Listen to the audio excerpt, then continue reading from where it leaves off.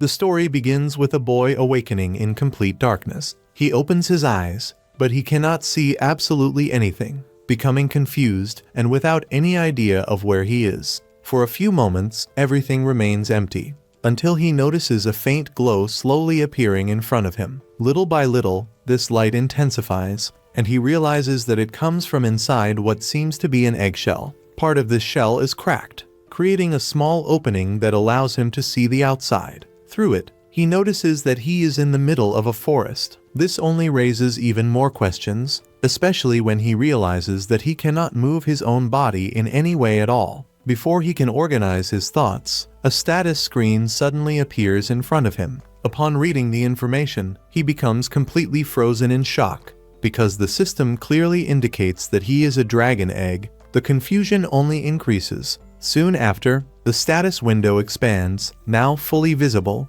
and a divine voice announces that this interface displays all of his current abilities, accompanied by numerical values to make understanding easier. Still disoriented, he tries to speak to the divine voice, demanding an explanation for what is happening. However, the voice calmly responds that it still cannot explain everything, because he is still at level 1. This answer only makes him more irritated. In an act of frustration, he tries to move and ends up lightly shaking his body, which causes him to fall from the tree where he was resting. He hits the ground and begins rolling uncontrollably down a slope until he finally falls into a river. When he stops there, he realizes that he can see his reflection in the water. When he looks closely, he is shocked to notice that his reflected image is, in fact, a dragon egg. Realizing how lost he is, the divine voice decides to help him a little more and finally offers him a proper explanation. It confirms that he truly is a dragon egg,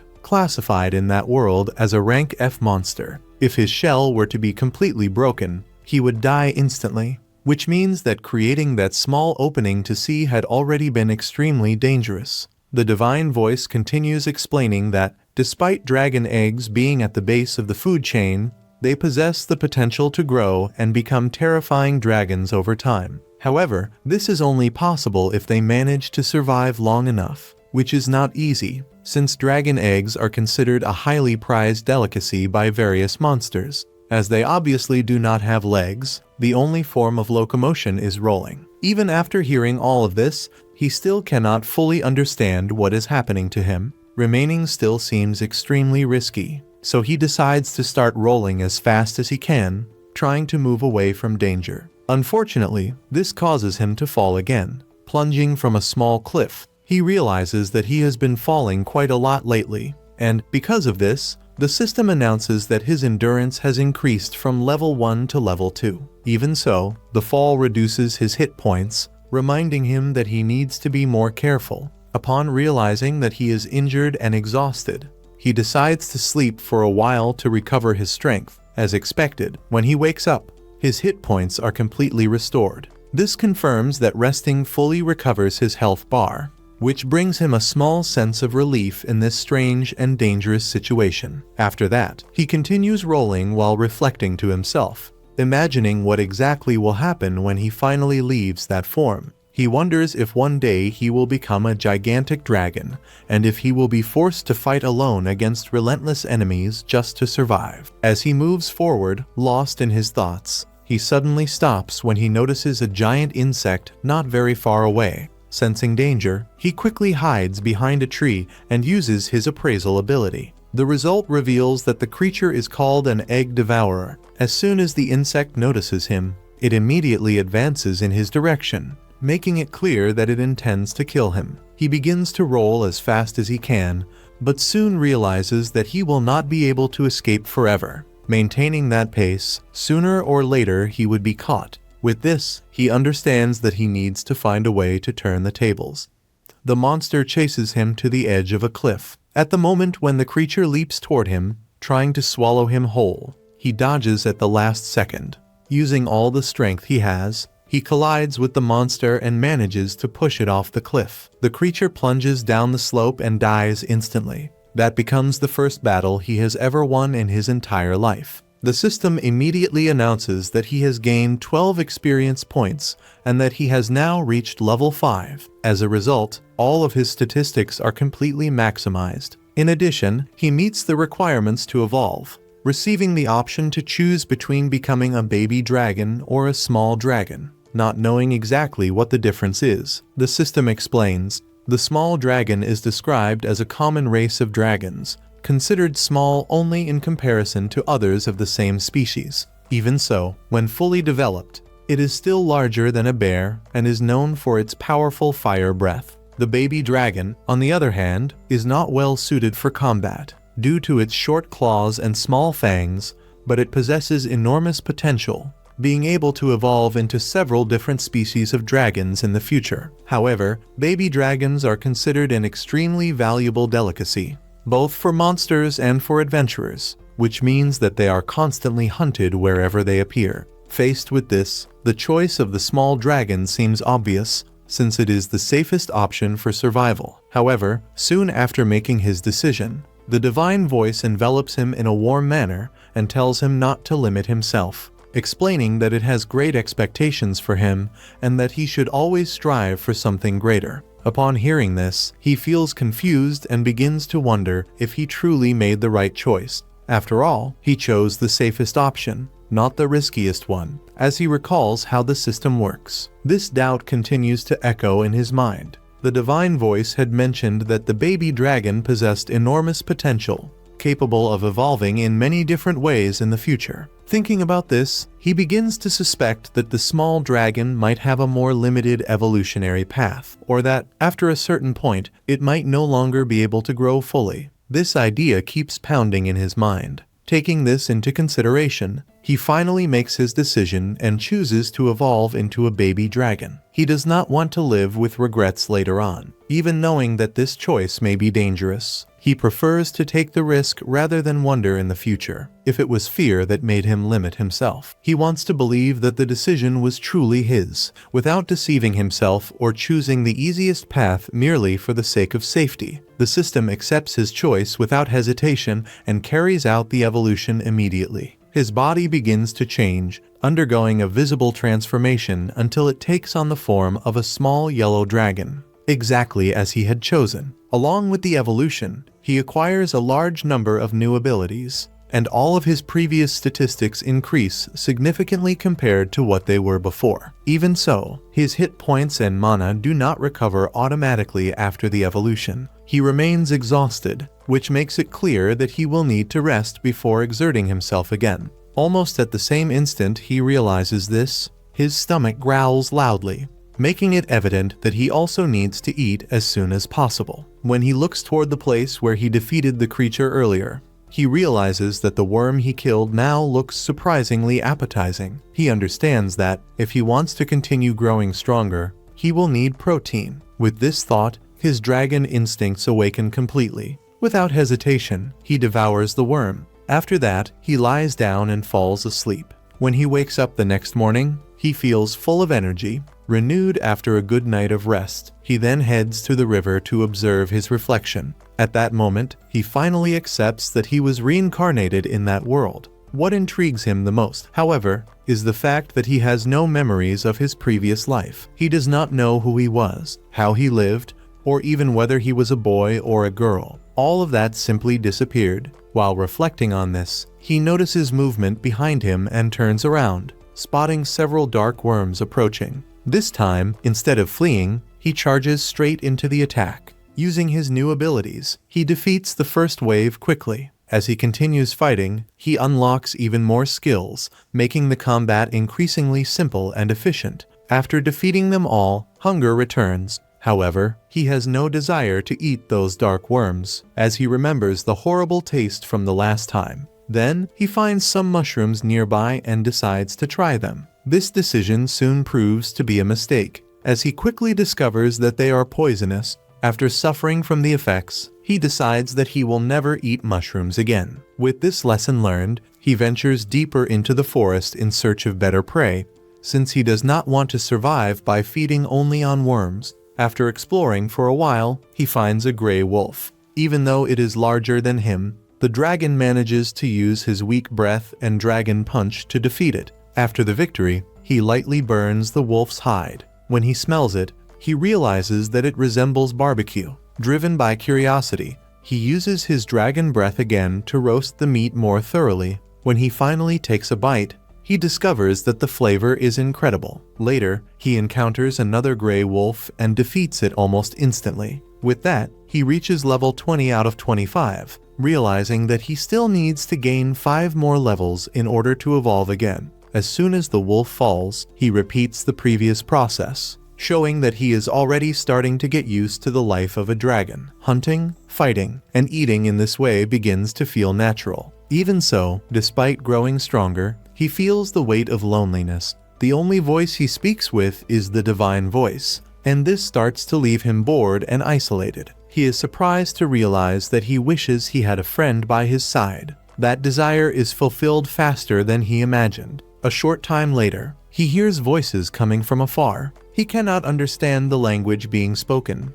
but he feels relieved to recognize them as human voices. Quickly, he hides behind a tree and observes carefully. He sees a small group of adventurers approaching. At first, he thinks about revealing himself and trying to communicate, but he soon remembers that he is a dragon. Fear arises of being attacked as soon as he is seen. Even so, he thinks that, because he is small, he might appear harmless or even cute. He even considers that they might treat him like a pet. Filled with hope, he steps out from behind the tree and places himself in front of them, trying to appear as adorable and harmless as possible. Unfortunately, the plan fails completely. The adventurers do not see him as something innocent, but rather as prey and valuable meat. Without hesitation, the leader of the group attacks him, plunging the sword into his chest. Immediately afterward, the man uses magic that numbs his entire body, preventing him from moving normally. He desperately tries to escape,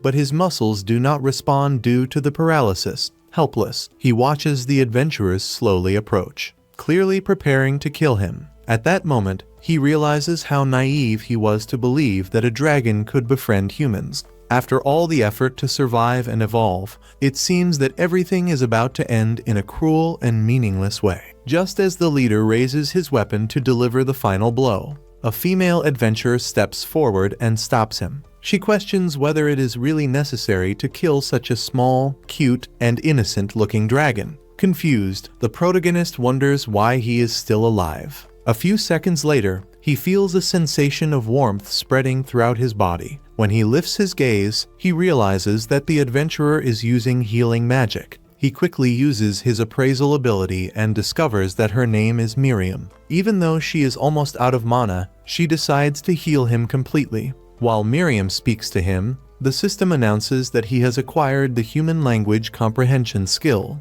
allowing him to gradually understand the language as the skill's level increases. However, this brief moment of calm and kindness does not last long. Suddenly, screams echo in the distance, loud and desperate. Miriam immediately recognizes those voices as belonging to her companions. Without thinking twice, she tries to run toward the sound to help them. Before she can get away, he grabs her arm tightly, clearly showing how distressed he is. He tries to stop her, warning that whatever is happening ahead is far too dangerous for her to face alone. Even so, Miriam breaks free and runs, ignoring the warning and leaving him behind. Watching her leave, the protagonist realizes that he cannot simply stand still while the girl who saved his life is in danger. Gathering his courage, he forces his body to move and runs after her. When he finally reaches the location, his heart sinks at the sight before his eyes. Miriam is facing a terrible monster,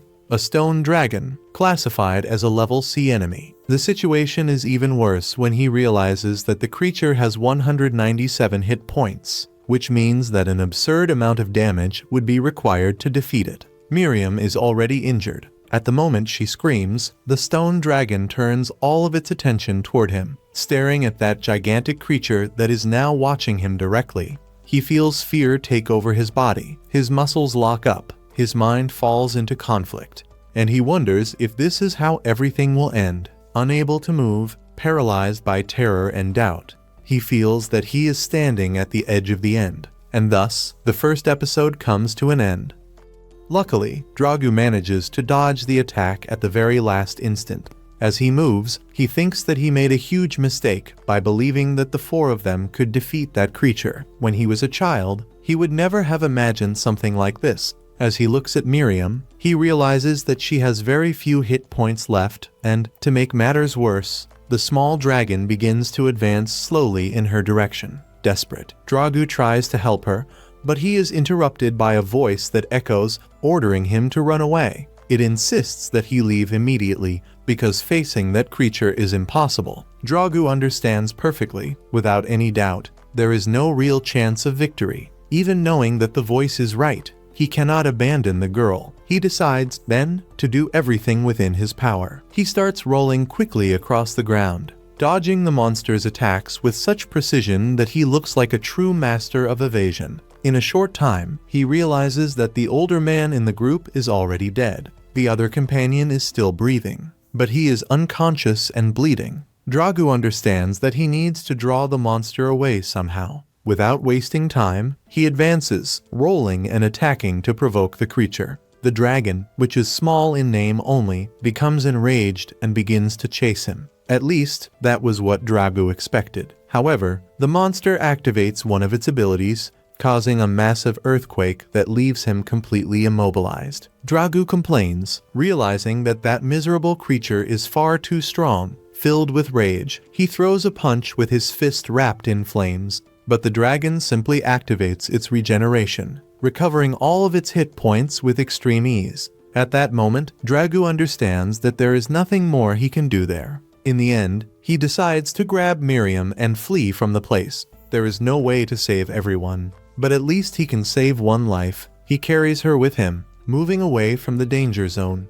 Already far from there, he watches with concern as Miriam's HP continues to drop and, unfortunately, he has no healing abilities. Even so, Miriam is human, and that means there is a solution. If he wants to save her, he needs to take her to a human village. Following a faint, characteristic scent, Dragu hurries on, but soon realizes that the path is surrounded by a pack of gray wolves. They encircle them quickly, leaving no room to escape. With no alternative, Dragu fights the wolves to drive them away. During the struggle, Miriam briefly opens her eyes and, in a confused state, sees the small Dragu struggling against the beasts. Soon after, she loses consciousness again. As the night continues to advance, Dragu keeps carrying Miriam, already at the limit of his strength. By luck, he manages to reach the village. Without wasting time, he begins shouting for help, asking the villagers for assistance. However, they only hear roars and, feeling threatened, they attack, wounding his leg with a blade. Trying to make them understand, he realizes that it is useless. Then, he abandons Miriam's body, trusting that they will be able to help her, and quickly flees back into the forest. As he moves away, he understands that the more he tries to approach humans, the more they will see him only as a dragon, a monster. As if that were not enough, the voice of God appears once again, informing him that he has received a new title,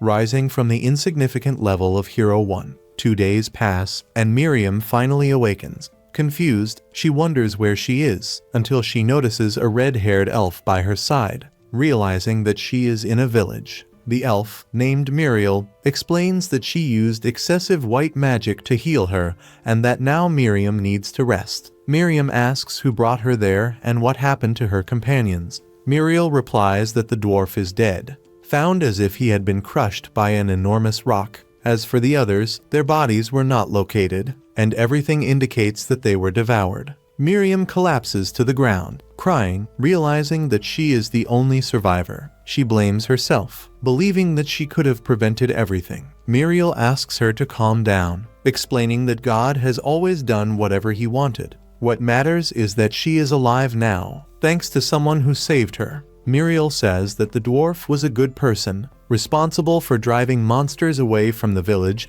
and serving as an example for the children. However, one night, she heard comments at the tavern saying that he would never defeat a stone dragon. Offended, he decided to prove them wrong, practically killing himself out of pride. Because of that, he dragged GR and Miriam into forming a group, taking advantage of Muriel's absence and falsely claiming that he had her permission. Miriam knew that Muriel had warned them not to go near the dragon, but she ended up giving in to the pressure and her sense of guilt. She says that she agreed to accompany them only on the condition that they would retreat if the situation became dangerous. Unfortunately, things did not go as planned. Muriel states that the dwarf died because of his pride and congratulates Miriam for surviving such severe injuries. Excited, Miriam states that someone must certainly have carried her to the village. Muriel dismisses that idea, saying that they found signs of a monster attacking the village entrance, but that Gregory's group managed to repel the threat. Miriam insists that she passed out during the fight and that it is impossible for her to have escaped on her own. Muriel tries to convince her that strong blows can cause memory loss. Miriam accepts the possibility, but as she remembers Dragu fighting the wolves, she asks Muriel what those creatures were like. The monster that had been beside her was no longer there, although Miriam could not explain the reason. When they noticed its absence, they realized that it had simply disappeared. Maria asks whether Miriam is worried about something, but she prefers not to go into details. Even so, the subject continues to circle her thoughts, especially when she wonders whether that monster could be the same small dragon she had run into before. Meanwhile, elsewhere, Dragu gets up as if nothing had happened. He silently thanks the metabolism of dragons, along with a good period of rest. In his thoughts, he hopes that the girl is doing well. When he recalls the battle, he acknowledges that he was extremely weak in that confrontation. He believed that after evolving he would already be a bit stronger, but that fight revealed an absurd difference between him and a dragon, even one considered small. This awakens in Dragu a strong desire to become far more powerful. He feels that the time has come to act. With a change of scenery, he uses an egg eater to summon his allies, thus creating a perfect opportunity to gain experience. At that moment, the voice of God announces that he has received the title of the Path of Evil, something that leaves him slightly offended. Dragu quickly defeats the egg eaters, rises to level 25, and once again meets the requirements to evolve. Seeking the best place for the transformation, he goes to a lake and agrees to view the evolution options presented by the voice of God. 5 paths appear: Calamity, Marbleized, Angelic Child, Small Dragon, and Dragon Hatchling. The voice explains that the small dragon grows quickly and is safer at the beginning, but has limited potential, while the Dragon Hatchling offers a much more promising future. Dragu also analyzes the other options: the Child Dragon, his natural and safest evolution; the Marbleized one, focused on durability and mana; and the Angelic Dragon, with healing abilities but little offensive power. The juvenile Calamity represents the beginning of an evil path, although a reversible one. Even reluctant about the idea of becoming a Calamity, Dragu finds himself intrigued upon learning that this type of dragon is extremely intelligent and can assume a humanoid form, allowing it to infiltrate among humans. Still bothered by the meaning of this choice, he ends the chapter undecided, reflecting on which path to follow. He reflects on the idea of becoming a young plague dragon, and soon concludes that this might not be such a smart choice, since wherever he looks, that kind of power still frightens him. His greatest concern continues to be Miria's, and because of that, he wishes, no matter what happens, to obtain the ability of human transformation. After thinking for a long time, the protagonist comes to the conclusion that if he could learn this transformation, he might be able to experience a simple and righteous life. Even if everything went wrong, there would always be the possibility of turning back. With that in mind, he makes a sudden decision and chooses to evolve into a young plague dragon. His body transforms immediately, accompanied by the divine voice, which announces his evolution from a baby plague dragon to a higher stage. Despite it being exactly what he had chosen, the protagonist looks at his reflection in the water and feels his confidence waver. He no longer resembles the small, adorable dragon he used to be. The more he observes himself, the more his appearance seems dark and threatening. The divine voice then informs him that his status has increased from level 2 to level 3, now allowing him to review the details of his abilities. The level of the divine voice itself has also risen from 1 to 2, and he has acquired the abilities of flight and dragon scale dust. Upon hearing this, the protagonist feels satisfied for a moment. However, the divine voice continues, explaining that his bite has evolved into venomous fangs, that he has obtained a dark and sickening breath, as well as claws with paralyzing poison. All of these abilities sound extremely dangerous. He responds to the divine voice by saying that he did not need any of that. But it goes on to inform him that he also received the title of friendship, and that the curse increased from level 1 to level 2. With so much information, the protagonist begins to think that this decision might have been a huge mistake. To make matters worse, there is no mention at all of the long-awaited human transformation. This makes him think that he has ended up becoming something close to death itself, although he tries to convince himself that he might simply need to gain more levels to unlock that ability. The divine voice, however, states that it cannot provide explanations of that kind at level 3. Defeated, the protagonist feels miserable as he realizes that he gained so many strange abilities instead of the human transformation he desired. He then decides to review everything on his own and tries to learn more about the divine voice ability, questioning whose voice it truly is. The answer is direct.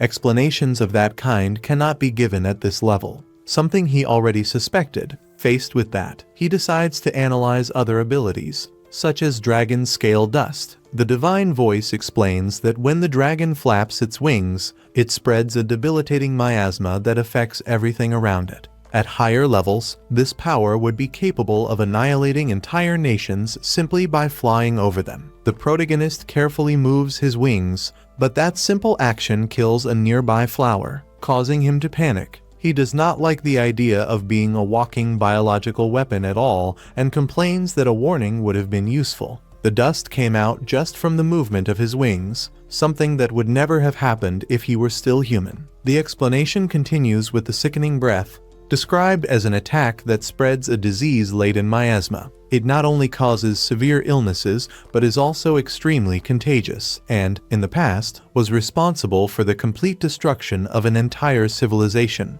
Upon hearing this, the protagonist falls into complete despair, saying that nothing could possibly be more evil than that and wondering whether he will still be able to follow a righteous path. He then decides to analyze his titles, since they seem to strongly influence his evolution. The divine voice explains that hero is a title granted to those who represent modest and kind values, and who may one day become true heroes. This title slightly increases damage with certain weapons and has a strong impact on the evolutionary path. The protagonist does not reject this idea, as he believes it might prevent him from following an evil path. Next, the divine voice describes the title of malefactor, intended for cruel villains who leave piles of corpses behind. It slightly increases the damage of dark attacks, makes learning white magic more difficult, and reduces the overall recovery rate, while also strongly influencing evolution. Upon hearing this, the protagonist interrupts the explanation, stating that this is the worst ability he has ever heard of in his entire life. He begins to seriously believe that he made the wrong choice. Desperate, he asks the divine voice to take him back and says that he wants to return to being an innocent baby, deeply regretting his decision. Meanwhile, Mariel and Miriam check all the stones that protect the village. Mariel explains that these stones create a barrier that prevents monsters from entering. But in truth, the enchantment only subconsciously discourages them. Creatures with strong will or clear objectives can still pass through the protection. Miria supposes that this includes the monsters seen the other day, but Mariel states that there is no certainty, since no one saw it clearly. Even so, Miria believes that it might have been trying to help, especially after seeing it fight against the wolves. Mariel comments that if it had entered the village, it would mean the spell was broken, which would be a serious problem. But it would also indicate that it could return. Because of that, they decide to move on to the next enchantment and check whether everything is in order. After finishing, Miria asks if she can learn more about monsters, but Mariel notes that she has been strangely obsessed with them since the incident. Miria confesses that she cannot get out of her head the feeling of having been saved by a small dragon in the forest. Mariel immediately interrupts her, asking whether she might be developing feelings for a monster. Miria quickly denies it, although she hesitates for a brief moment. Despite her insecurity, Mariel decides to explain more about monsters. She says that they can evolve into different forms, growing stronger with each evolution, which happens by hunting other creatures. They level up, just like humans, who also possess their own levels. Miriam comments that humans can also evolve, improve their abilities, and level up by accumulating experience. Mariel confirms this and explains that, in the case of monsters, each species has a different maximum limit. When they reach that limit, they evolve into a higher form. This process repeats itself several times and, as time goes on, monsters take on increasingly powerful appearances. Miriam says it is hard to believe that people in the past managed to understand the true nature of monsters. Mariel then asks what she is talking about, since that explanation had already been given before and the event mentioned happened only 11 years ago.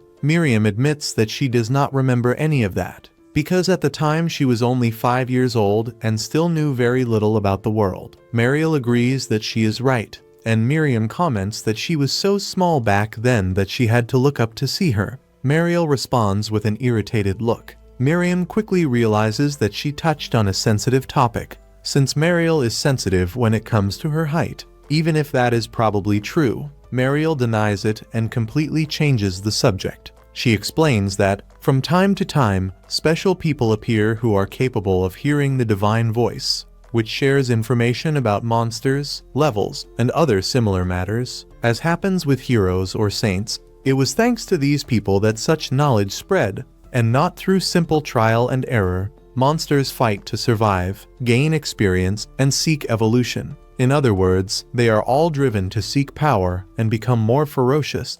Even if that dragon saved Miriam's life, the next time their paths cross, it will have evolved into something far more dangerous and will turn its fangs and claws against her. Miriam tries to say something, but stops halfway through. Mariel warns her not to create strange expectations regarding monsters. They are the embodiment of the instinct to fight, and that makes them incompatible with humans. Miriam has no choice but to accept those words, thinking that even that small dragon who saved her will one day change as it evolves. Meanwhile, the protagonist decides to level up as quickly as possible and return to the path he has chosen. After all, he intends to become a hero, not a demon king. To begin with, he wants to learn about human transformation and go to the city, because he wants to see her again, especially Miriam. Without wasting time, he starts searching for weaker monsters around him to gain experience quickly. Suddenly, moving becomes difficult. He notices threads wrapping around his body, preventing any movement. At that moment, he senses the presence of a huge monster behind him, but it is not the type of spider he had imagined. The protagonist quickly checks his attributes and discovers that it is an extremely powerful Taranturok. He understands that he has no chance of defeating it now.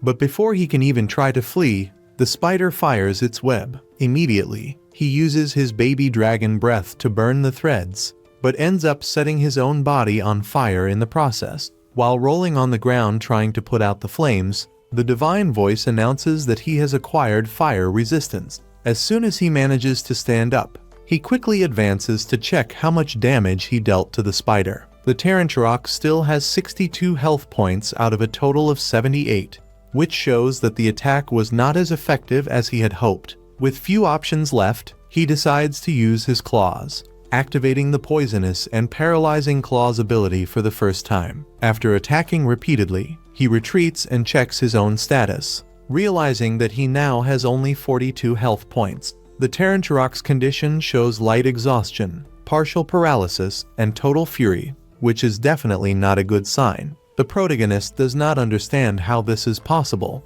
since the spider still has half of its life remaining. He realizes that he has only made the situation worse. Deciding that he needs to get out of there immediately, while the monster is still partially paralyzed, he uses his rolling ability to escape. However, the paralysis quickly fades, and the enraged spider begins chasing him. At that moment, he remembers that he can fly, but his small wings do not allow him to go very far. He becomes confused when he cannot actually fly, which indicates that his level is still low. With no time to think, he uses the rolling ability again to flee. After 10 full minutes of non-stop rolling, the spider is still chasing him, showing no signs of fatigue. The divine voice informs him that the rolling ability has increased from level 2 to level 3. This gives him a bit of hope, and he starts to believe that he can survive, since he is now faster. The divine voice then announces that he has received the title of Running Chicken. The protagonist immediately asks if that means he is being called a coward. He explains that he would face the spider if he had any chance of winning.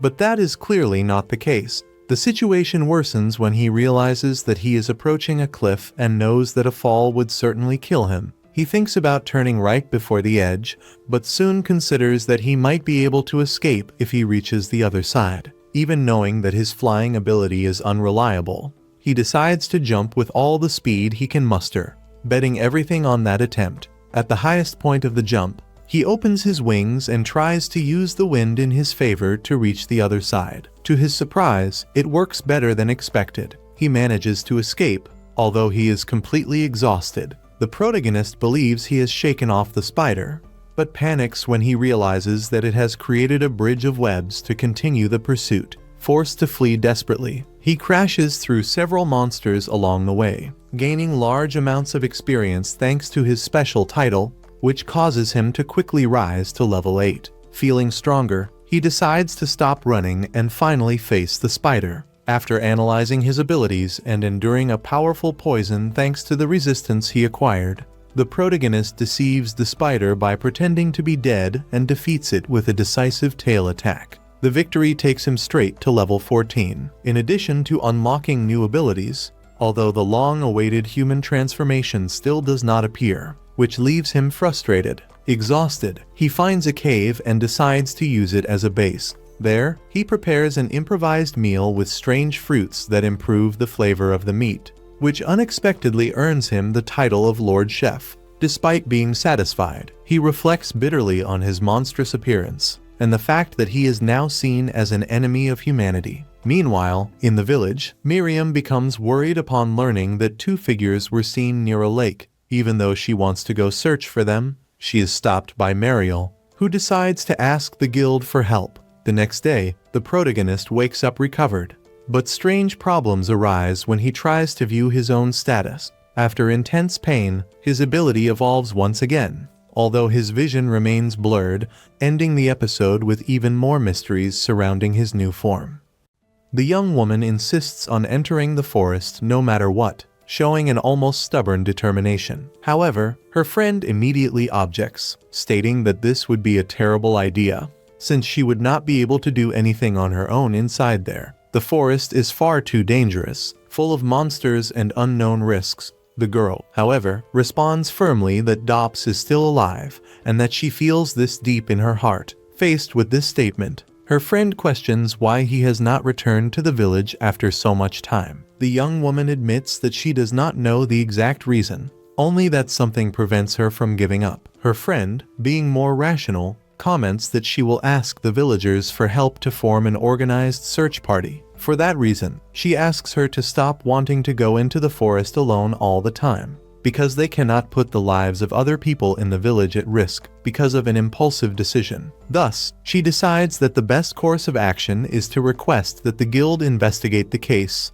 since the adventurers should arrive soon to help. Upon hearing this, the girl realizes that she acted rashly and apologizes for her irrational behavior. The scene shifts to Dragon, who wakes up in a good mood, quite satisfied for having managed to sleep deeply and also feed properly after such a long time. His body feels stronger and more stable, and this excites him. Now, he decides that it is time to evolve once again and try, at last, to reach the long-desired human transformation. As he walks, he carefully observes the environment around him. Looking ahead, he notices something strange on the ground, a suspicious-looking slime. He begins to wonder what exactly that might be. He is certain that it cannot be just an ordinary puddle of water and, driven by curiosity, decides to get closer to find out what it is.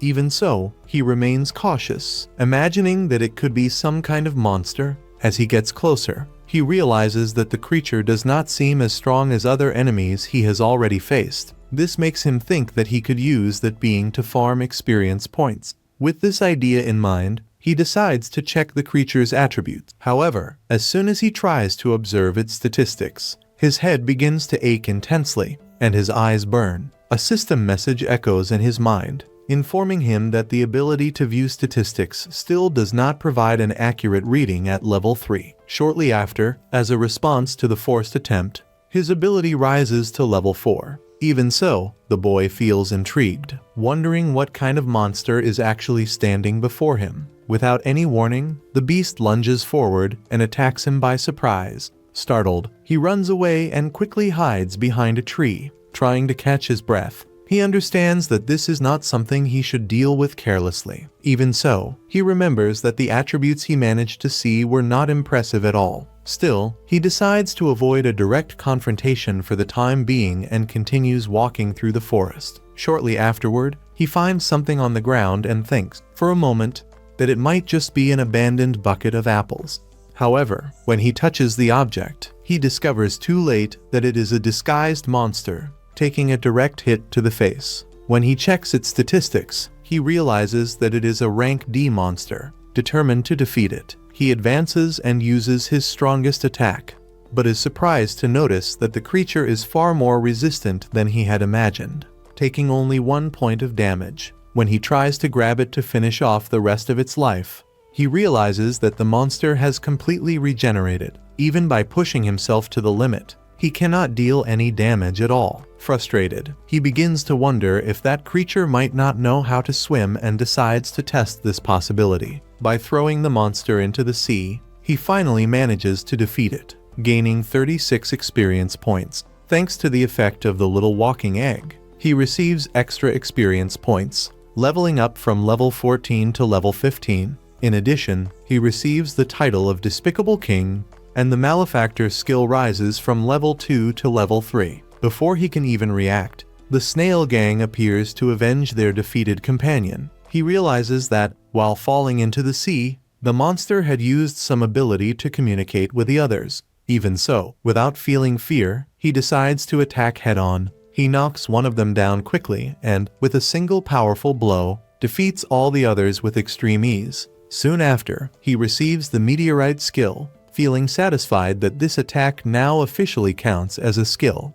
After defeating all the monsters before him, he gains 595 experience points. Because of the Walking Egg's title, he jumps directly from level 15 to level 30. His flight skill goes from level 1 to level 2, and the ability to view statistics rises from level 4 to level 5. The dragon feels quite satisfied for having shattered the enemy's shells and, at the same time, obtained enough meat and evolved several levels all at once. However, at that moment, he feels a little lost. Besides meat, he desires vegetables, since he knows they are very important for a balanced diet. Nevertheless, despite being at such a high level, he has still not learned human transformation. There are 10 levels left until his next evolution, and he wonders if it will really take that long for him to learn how to become human. Suddenly, he hears a strange sound coming from ahead. When he looks, he thinks it is just an ordinary bear, but upon closer observation,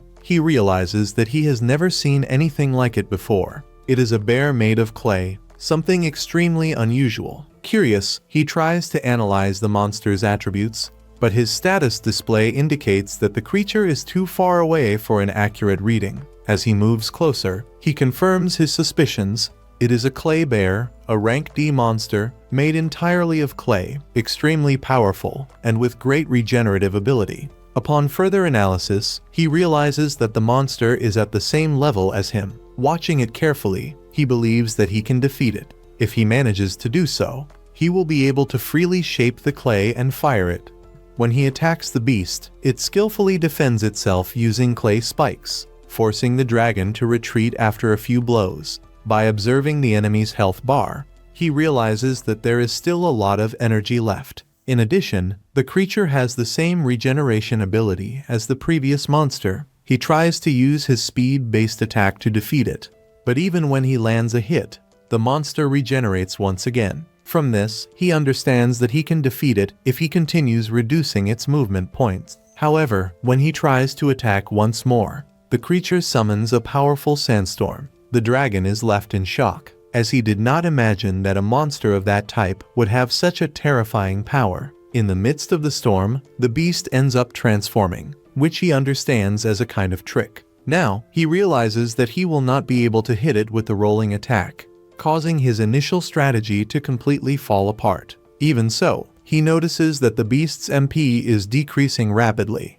which means that there is still a chance of victory. Soon after, the creature launches an attack. The dragon dodges with relative ease, remaining cautious, and counterattacks with precision. Tearing off the beast's arm, he realizes that the clay becomes much weaker when separated from the main body. Using this to his advantage, he shapes the torn-off clay as if it were a sphere and strikes it with meteorite, blowing apart half of the monster's body. After defeating the creature, the dragon gains another 150 experience points, in addition to 150 extra bonus points. With that, he rises from level 30 to level 33 and unlocks the Nutcracker skill upon striking the beast. Despite the battle having been extremely difficult, he finally obtains the clay he wanted to decorate his home. After that, he sets out in search of more meat and some vegetables. Upon reaching the forest, he finds an extremely nutritious mushroom, but also a poisonous one, capable of causing paralysis for a long period of time. Since he does not have resistance to this poison, he decides to discard it. Continuing his search, he encounters a carnivorous plant, manages to defeat it, realizes that it contains many nutrients, and decides to take it home. The scene shifts once again to the same girl, who ends up deciding to go out alone through the forest. Ignoring her friend's advice, she mentally apologizes to Marielle for doing this and breaking her trust, even though she had promised that she would call the guild staff to help her. Even knowing that the chances of finding the man are minimal, she decides to look for him anyway. After all, some fishermen claim to have seen him passing through the forest, and even with only a 1% chance of finding him, she chooses to move forward. Determined to try to save her friend's life, she understands that if she had stopped the two of them from the beginning, perhaps none of this would have happened in this way. This thought weighs heavily on her mind, making guilt try to take over. Still, she knows that there is no point in continuing to punish herself for something that can no longer be changed. Taking a deep breath, she decides to move forward, walking through the dense forest in the hope of finding Daz alive. Each step is taken carefully, her senses alert to any strange movement around her. When she least expects it, she is suddenly surprised by a monster that appears abruptly among the trees. Frightened, but reacting on instinct, she manages to launch her fire strike in time to defend herself. After the attack, her heart races, and she realizes just how nervous she is. With that, she understands that she needs to calm down quickly, because acting under tension would only increase the chances of making fatal mistakes. The scene then returns to the dragon,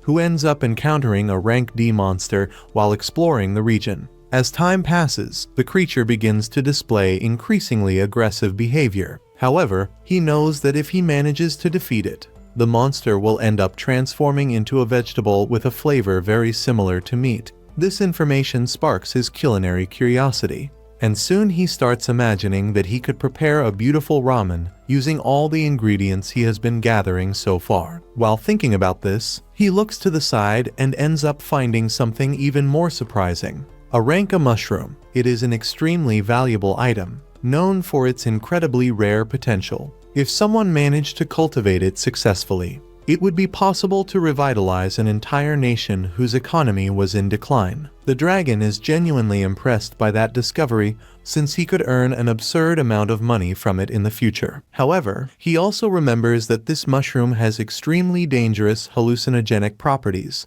capable of causing a strong sensation of euphoria. About 500 years ago, it was discovered that it could be ground up and mixed with stimulant drugs, which ended up creating a huge number of addicts and causing serious social problems. Aware of this, he decides to store the mushroom carefully, without making immediate use of it. Moving forward in his exploration, he finds a tree loaded with ripe fruits. Without hesitation, he decides to harvest all of them, making the most of that opportunity and not leaving a single one behind. Meanwhile, in another part of the forest, the girl continues desperately searching for her friend. After walking for some more time, she decides that she will take just one more round through the area, and if she does not find any sign of him, she plans to return home before night falls. The scene returns once again to the protagonist, who has finally managed to gather all the ingredients needed to cook. Carefully, he prepares a soup so well made that the aroma alone is enough to make one's mouth water. After devouring a huge bowl of the soup, he feels deep satisfaction and receives the title of Mr. Cook, which rises from level 1 to level 3. Even so, he realizes that drinking directly from the bowl is not the most practical or comfortable way. Thinking about improving his quality of life, he decides that he will create a hammock or some kind of appropriate utensil to make meals easier in the future. The scene shifts to the next day, when a group of people travels in a carriage along the main road. They are the adventurers that the guild sent to investigate the place where the man had disappeared. Everyone looks alert and prepared for any unexpected situation that might arise during the mission. Then, the story returns to the protagonist, who is hunting various types of wolves, mainly taking advantage of the creature's hides. However, when he returns to the forest where he had left his supplies, he is faced with an irritating situation. A group of monkeys is devouring all of his dried meat. He knows that if he leaves the place even for a moment, they will eat everything. With no alternatives, he understands that he needs to deal with this as quickly as possible and begins to think about creating some kind of potion to handle those monkeys efficiently. After continuing to hunt for some more time through the forest, he ends up coming across a monster he had never seen before. The creature has a strange and intimidating appearance. When he least expects it, he is attacked by surprise. Luckily, he manages to dodge at the very last instant, avoiding a direct blow. Even so, he does not come out unscathed. He ends up taking a heavy impact, loses his balance, falls to the ground, and passes out. The beast remains there, watching the unconscious protagonist and letting out a disturbing laugh, as if it were enjoying the entire situation.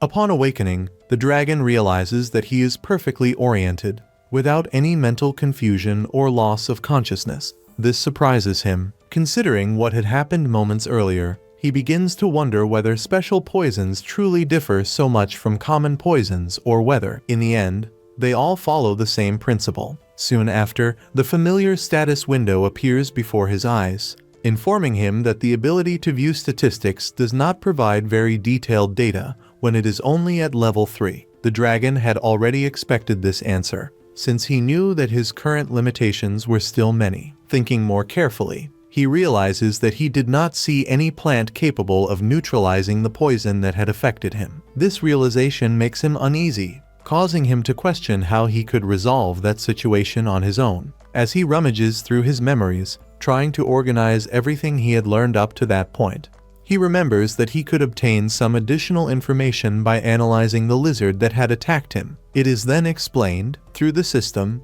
that it is a poisonous Lacerda princess, rank D, a cunning monster, known for poisoning its prey and only feeding on the remains after the poison has fully taken effect. The dragon wonders, with a certain disbelief, whether that had really happened to him. The status continues by detailing that, after ingesting extremely toxic substances, this creature is capable of internally producing an even more powerful poison. Its bodily fluids can function as an antidote to the very poison it generates, and it usually uses this as a bargaining chip to preserve its life when it ends up captured by stronger enemies. With this information, the dragon understands that he needs to capture the caterpillar alive in order to obtain the antidote. As he gets up, he notices that he can move without great difficulty, thanks to his natural resistance to poison. Even so, when he begins to run, he realizes that the creature may be nearby, patiently waiting for the right moment to attack him again. Still, he decides to take the risk, as he sees no other option. Looking ahead, he spots the lizard.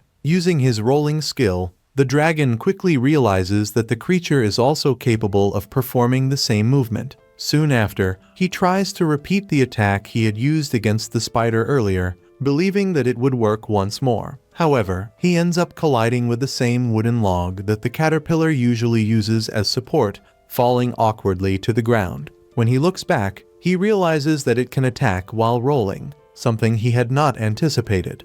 After noticing this, the dragon begins to use his ability with greater caution, dodging the caterpillar's strikes while trying to guide it into a favorable position. Little by little, he manages to lead it to the riverbank and, with a calculated movement, causes the creature to fall into the water. However, he knows that if it is eliminated at that moment, he will lose his only chance to obtain the antidote. Thus, he decides to focus on the river to save it, using his fire strike in a controlled manner to bring it back to the surface. When he sees the creature right in front of him again, the dragon believes that he is already dead due to the poison accumulated in his body and ends up fainting. The scene shifts to Myria, who walks through the forest with careful steps and ends up hearing her friend's voice calling out. Marielle wonders where the girl is, looking around with concern, but soon hears Myria in the distance. Myria asks if she was looking for her, and the girl replies that yes, she was. Since she had not seen her for a long time, she became worried and went to her house, but did not find her there.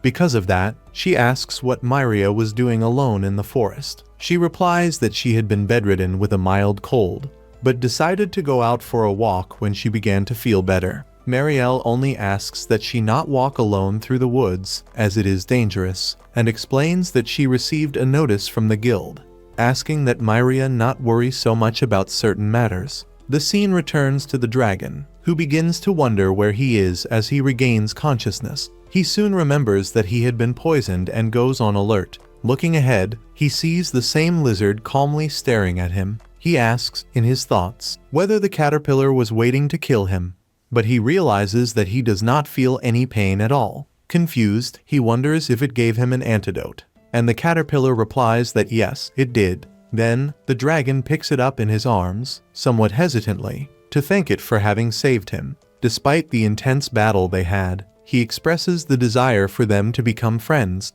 The dragon comments that, after so much effort and suffering, he realized that perhaps they are kindred souls. When he looks at it more closely, he notices that the caterpillar is, in a way, actually quite cute. Upon arriving home, he offers food to it and feels happy to finally have company during meals. Observing more carefully, the dragon realizes that neither of them has a real name, only titles linked to their species.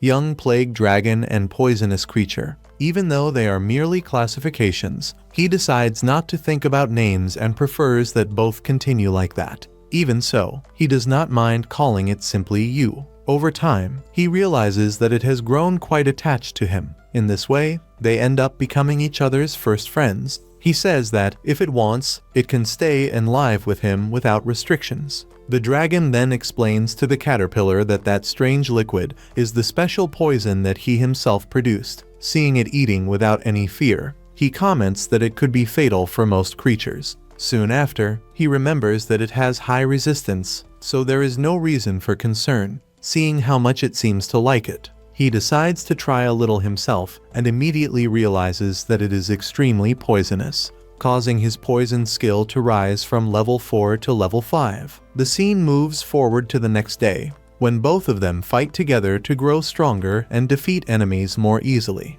After each battle, they grow even closer and begin to act in perfect sync to obtain food. They sleep together, and as he observes the caterpillar's face while it rests, the dragon realizes how easy it is to forget that it possesses a deadly poison. Even so, he asks it not to bite him while he sleeps, although that seems to be something almost instinctive for it. On the following day, the dragon decides to eat fruits and offers some to the caterpillar, but notices that it does not like them at all. Without hesitation, it jumps from his shoulder to look for something poisonous and ends up finding a cadaver mushroom, rank B, a fungus that exudes the smell of a corpse and possesses a powerful poison, something that practically no animal would dare to consume. Looking ahead, the dragon realizes that the caterpillar is almost drooling with the desire to eat it. However, he does not allow it, stating that if it eats it, it will end up with a horrible smell. The caterpillar becomes quite irritated by the refusal.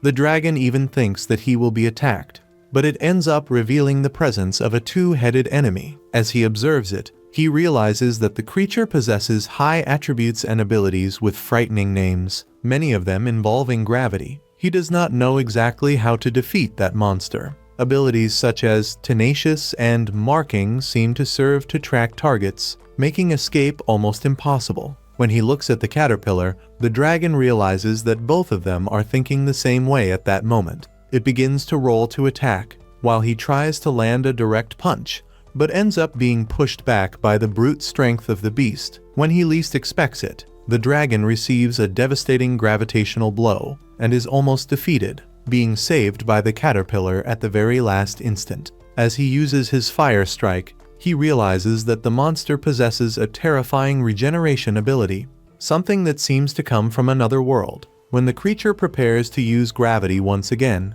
the dragon runs in to attack, but ends up being bitten. Even so, he takes advantage of the opening to punch the enemy while the caterpillar applies its poison. The beast manages to heal itself once more, but its strength begins to visibly decline. The dragon recognizes the effect of the poison, as he has already experienced it before and knows how heavy and debilitating it can be. Happy, the dragon begins to celebrate internally. Believing that victory is finally within his reach, his heart races as he realizes that the enemy no longer shows the same strength as before. In the midst of these thoughts, he reflects that he would never wish to evolve into something like a two-headed dragon. To him, that form seemed unnatural, as if it were the result of an existence forced to keep living at any cost. When he checks the enemy's status, he understands the reason it is still standing: the sacrifice ability. The beast is capable of tearing off one of its own heads to prevent the poison from spreading through its body, surviving at the cost of an absurd amount of pain. Before he can fully react, the monster attacks with extreme speed, surprising even the dragon. By instinct, he throws himself to the side and manages to dodge by a hair's breadth, feeling the cutting wind pass close to his body. The two begin to exchange numerous blows in succession, each impact echoing through the forest. Even so, the dragon starts to gain the upper hand.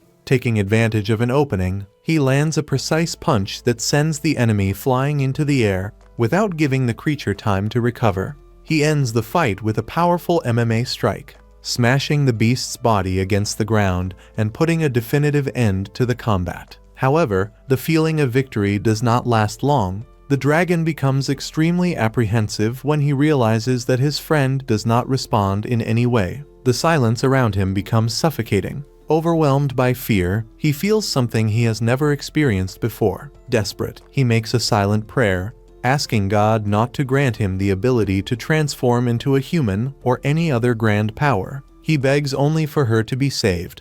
Shortly after, his eyes widen when he notices several trails of blood scattered across the ground, which makes his heart sink even further. When he least expects it, she appears before him, gravely injured, with her body covered in deep marks. Before the dragon can react, the creature's other head suddenly appears, still alive. Consumed by rage and a protective instinct, he attacks without hesitation. Each blow is charged with pure fury, and the creature does not last long, being defeated in a brutal manner. As he takes his friend into his arms, the dragon realizes how badly hurt she is and feels a deep ache in his chest. At that exact moment, a new notification appears. He receives 234 skill points and unlocks the ability to transform into a human, a power that arrives along with emotions he still does not know how to deal with. The scene then shifts to the village, where the girls are talking calmly. One of them comments that she has just finished cleaning the entrance and the hallway, giving a final wipe to make sure everything was in order. She notes that they almost never receive visits from people outside the city and shows curiosity about what those people must be like. When she looks at the table, she notices the presence of a different book. The girl explains that she picked it up because she thought her friend would really like the content. As she opens the book, she comments that, to face the threats described there, one needs to become an adventurer and train a lot, perhaps for years, to have any real chance of survival. She emphasizes that monsters above rank B are extremely dangerous and that only heroes or saints are capable of facing them head-on. Then, the girl asks with curiosity about stone dragons. Her friend explains that these creatures are normally rank C, but that they can become even stronger if they evolve, which makes them even more dangerous. Because of that, she asks her to be careful and avoid going into the forest without necessity. Suddenly, noises are heard outside, indicating that the adventurers have finally arrived at the village, bringing with them stories, risks, and new possibilities. And thus ends another episode. I hope you enjoyed it, and if you did, leave a like and subscribe to the channel for more content. See you next week. Bye.